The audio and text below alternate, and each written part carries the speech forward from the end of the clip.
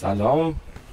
یکی از ترکیباتی که توی فصل تابستون برای بادمجون که شروع میکنه به رنگ عوض کردن و لوکسنوریوم میره بالا، یکی از ترکیباتی که میتونید استفاده کنید از دیرین که یک نوع اسید آمینه خوبه.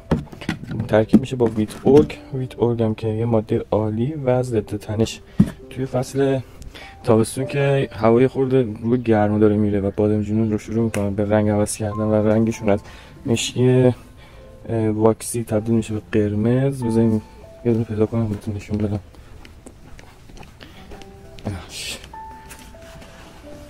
چندین دلیل داره.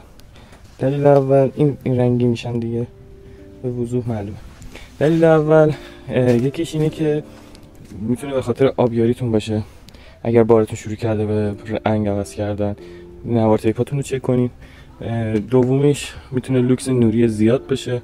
سومیش میتونه رطوبت خیلی شدید سر ظهر و رطوبت پایین دم غروبتون باشه، یا اینکه میتونه از تغذیه باشه.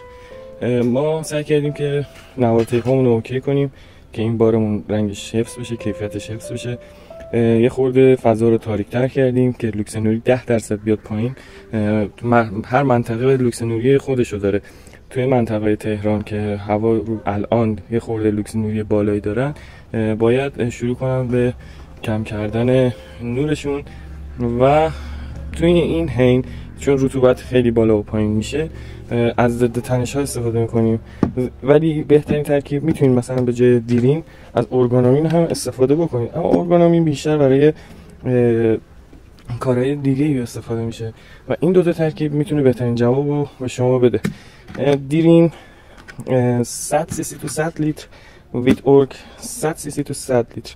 میتونین ترکیب این دوتا رو با یک محصولی مثل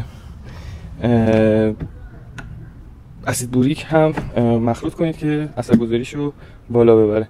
برای محلول پاشی حتما یک سورفاکتانت برای کنترل پاهاشتون، که چون تو این شرکت گرین در پاهاشای قلیایی خیلی تاثیرش میتونه کمتر بشه، گفت تاثیر میذاره.